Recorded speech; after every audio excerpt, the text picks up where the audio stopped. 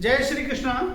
देखो बच्चों, आज हम पढ़ा रहे हैं आप लोगों के लिए जो 2025 का पेपर कराए थे उससे आगे के क्वेश्चंस कराते हैं, ठीक है। और इनको तैयार करेंगे तो सभी इंपॉर्टेंट क्वेश्चन हैं, देखिएगा। सबसे पहला क्वेश्चन है इसमें कि प्रत्यावर्तित परिवर्तन का उदाहरण है। पहले तो हमें ये पता होना चाहिए कि प्रत्यावर्तित परिवर्तन होता क्या है। जैसे आपने पढ़ा है कि परिवर्तन एक रासायनिक परिवर्तन होता है, एक भौतिक परिवर्तन।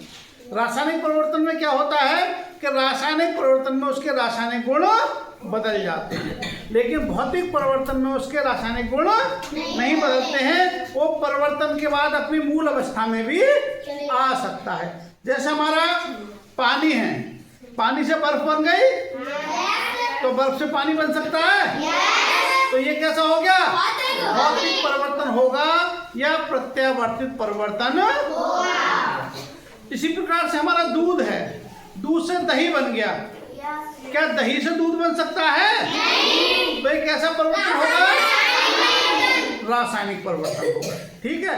अब जैसे लोहे पर जंग लगना है तो लोहे पर जंग लगना कैसा परिवर्तित होगा? रासायनिक हो गया। अभी हमारा आम है कच्चा और वो पक गया, तो कच्चे आम से पक गया वो, तो वो कैसा परिवर्तन है? भौतिक रासायनिक, ठीक। तो इस प्रकार से जिनमें हम बदल सकते हैं, अपनी पूर्व अवस्था में आ सकते हैं, वो तो होगा प्रत्यावर्तित या भौतिक परिवर्तन। और जिसको नहीं बदल सकते वो कैसा हो गया? रासायनिक। अब इसमें देखते हैं हम, दूध का फटना क्या लौट के दूध बन जाएगा? तो कैसा परिवर्तन हो गया ये? प्रत्यावर्तित या रासायनिक। मोम का पिघलना कैसा होगा? हम मोम पिघला देंगे फिर बाद में फिर वो ऐसे हो जाएगा, जम जाएगा, पिघला सकते तो ये कैसा हो जाएगा? प्रत्यावर्तित। इसी प्रकार से धूप बत्ती का जलना रासायनिक होगा ना, फिर धूप बत्ती नहीं बन सकती उससे जलने के बाद में। इसी प्रकार सब्जी का पकना, यदि कोई सब्जी पक गई तो क्या कच्ची अवस्था में हो सकती है? नहीं हो सकती। तो इसका आंसर कौन सा होगा? अगला क्वेश्चन देखते हैं, गेलेना किसका अयस्क है? हमें जो कच्ची अवस्था में निकालते हैं इनको खदानों से, उसको क्या कहते हैं? अयस्क की अवस्था में होता है।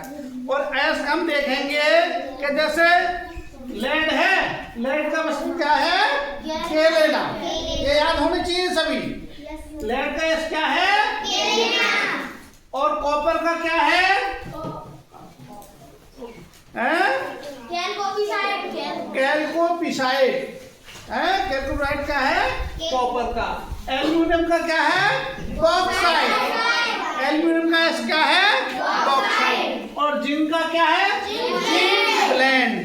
Zinc blende. तो इन चारों में से किसी का ही पूछ लेगा तो आप चारों में से उसका बता सकते। अगला क्वेश्चन है, प्रयोगशाला का अधोबिंदु का ताप क्या होता है? जो अधोबिंदु का ताप होता है वो 0 डिग्री सेंटीग्रेड या 32 डिग्री होता है, समझे नहीं? 32 डिग्री फारेनहाइट को यदि आप उसमें चेंज करेंगे तो 0 डिग्री सेंटीग्रेड ही आएगा। 100 डिग्री सेंटीग्रेड पे क्या होता है? जो 100 डिग्री सेंटीग्रेड है ये पानी का क्वथनांक होता है। क्वथनांक का मतलब इस पर जब हम पानी को गर्म करते रहे तो उबलने लगता है। 100 डिग्री सेंटीग्रेड से ऊपर उसका तापमान नहीं जाएगा, स्थिर हो जाएगा और 100 डिग्री सेंटीग्रेड पर पानी उबलना शुरू हो जाएगा। ये रहेगा। अगला क्वेश्चन देखिएगा, पदार्थ की सूक्ष्मतम इकाई क्या है? पदार्थ की सूक्ष्म इकाई क्या होती है? परमाणु। क्या है? परमाणु है। अब यह अणु आया है, इसमें अणु किसे कहते हैं? अणु किसी पदार्थ का वह छोटे से छोटा कण होता है जो स्वतंत्र अवस्था में रहता है, ठीक है। और इसमें एक अणु में 2 या 2 से अधिक परमाणु होते हैं, ठीक। यौगिक क्या होता है? जब 2 या 2 से अधिक तत्व एक निश्चित अनुपात में मिले होते हैं, इसमें एक निश्चित अनुपात में मिले होते हैं तो वो क्या कहलाता है? यौगिक कहलाता है। जैसे हमारा जल है, जल का है H2O, हाइड्रोजन के 2 और ऑक्सीजन का 1, तो ये क्या हो गया? यौगिक हो गया। अयस्क हो गया। और परमाणु क्या है? परमाणु सबसे छोटा भाग है। परमाणु को 3 भाग होते हैं इसमें। एक तो प्रोटॉन, क्या होता है? प्रोटॉन, न्यूट्रॉन और इलेक्ट्रॉन। एक होता है हमारा प्रोटॉन, न्यूट्रॉन और इलेक्ट्रॉन। इनमें कुछ चीजें बहुत पूछता है, देखो ये ध्यान रखोगे। प्रोटॉन पे जो होता है वो धनावेश होता है। प्रोटॉन पे कैसा आवेश होता है? धनावेश होता है। और इलेक्ट्रॉन पे ऋणावेश होता है। और न्यूट्रॉन पे कोई आवेश नहीं होता। एक तो ये पूछेगा। दूसरा, प्रोटॉन और न्यूट्रॉन जो होते हैं वो परमाणु के नाभिक में होते हैं। प्रोटॉन और न्यूट्रॉन कहाँ होते हैं? परमाणु के नाभिक में होते हैं। और इलेक्ट्रॉन जो है बाहरी कक्षा में होता है। एक और पूछ लेता है, एक हमारा ईंट पर नाच। ईंट पर नाच, इससे क्या मालूम पड़ता है हमें कि किसकी खोज किसने की? ई से हो गया इलेक्ट्रॉन और टी से हो गया थॉमसन। इलेक्ट्रॉन की खोज किसने की थी? थॉमसन ने। और पा से हो गया प्रोटॉन और रा से हो गया रदरफोर्ड। प्रोटॉन की खोज किसने की थी? रदरफोर्ड ने। और ना से हो गया न्यूट्रॉन और चा से हो गया चैडविक। और तो न्यूट्रॉन की खोज किसने की थी? चैडविक ने की थी। तो देखो इसमें तुम्हारा ये भी पूछ सकता है खोज किसने की थी, या फिर ये पूछ सकता है कि नाभिक में कौन कौन होता है और बाहरी कक्षा में कौन कौन होता है। ठीक है। एक होता है द्रव्यमान संख्या या परमाणु भार, और एक होता है परमाणु क्रमांक। परमाणु क्रमांक किसे कहते हैं और परमाणु भार किसे कहते हैं, इससे समझ लो। एक होता है हमारा परमाणु क्रमांक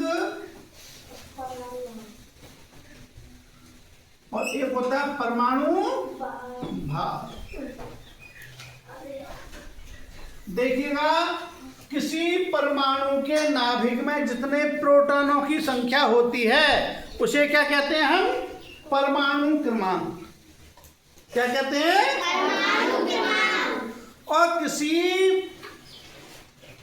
परमाणु के नाभिक में जितने प्रोटॉन और न्यूट्रॉनों की संख्या होती है उनका कुल योग जो होता है उसको परमाणु भार या द्रव्यमान संख्या कहते हैं। समझे नहीं? फिर परमाणु भार पूछ रहा है तो प्रोटॉन और न्यूट्रॉन दोनों को जोड़ देंगे। और परमाणु क्रमांक पूछ रहा है तो जो प्रोटॉनों की संख्या होगी वो क्या होगा? आपका परमाणु क्रमांक होगा। तो देखो, अब यदि आपसे परमाणु क्रमांक पूछेगा तो परमाणु क्रमांक बता दोगे, परमाणु भार पूछेगा तो बता दोगे, प्रोटॉन न्यूट्रॉन इलेक्ट्रॉन पे कैसा आवेश होता है वो बता देंगे आप, और प्रोटॉन इलेक्ट्रॉन प्रोटॉन और न्यूट्रॉन की खोज किसने की थी ये बता देंगे। ठीक। एक है कपास की खेती के लिए उपयुक्त तापमान क्या है। देखिए, कपास की जो खेती होती है वो 21 डिग्री सेंटीग्रेड से और 35 डिग्री सेंटीग्रेड तक रहता है तापमान उसका। ठीक है, 21 से 35। जो उसकी ग्रोथ होती है उसका अलग रहता है और जो फूल आता है उसका अलग रहता है। लेकिन इसमें से कोई दे रखा है तो जो सही होगा उसमें ये वाला होगा। ठीक है। और इसका अंदाजा आप इससे भी लगा सकते हैं, कपास कौन सी ऋतु की फसल है? खरीफ ऋतु की। जो फसलें आपकी जून जुलाई में बोई जाती हैं वो सब किस में आती हैं? खरीफ में। और जो गेहूं के साथ बोई जाती है नवंबर में वो सब किस में आती हैं? रबी की फसलें होती हैं। ठीक है। तो रबी की फसलों का तापमान कैसा रहता है? ठंड में होता है तो उनके लिए कम टेम्परेचर की जरूरत होती है। और जो फसलें खरीफ में बोई जाती है मक्का के साथ उनके लिए अधिक तापमान की जरूरत होती है। ठीक है। तो इन बच्चों सबको करके लाएंगे और इसके लिए एक नाम दे रहा हूं मैं आपके लिए। एक जो भी बच्चे उसका देख रहे हैं,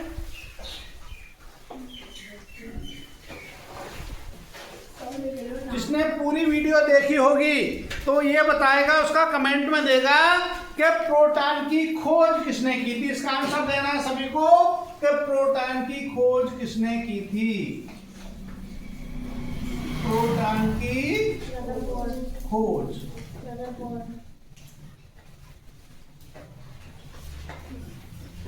वीडियो देखेगा उसको ये आंसर देना है। इसका मैंने आंसर आपको जो बताई थी तो बताया था, लेकिन आपको ये बताना है सुनने के बाद जिसने भी पूरी वीडियो देखेगा तो इसका आंसर बता देगा कि प्रोटॉन की खोज किसने की। ठीक है, इसी के साथ जय श्री कृष्ण।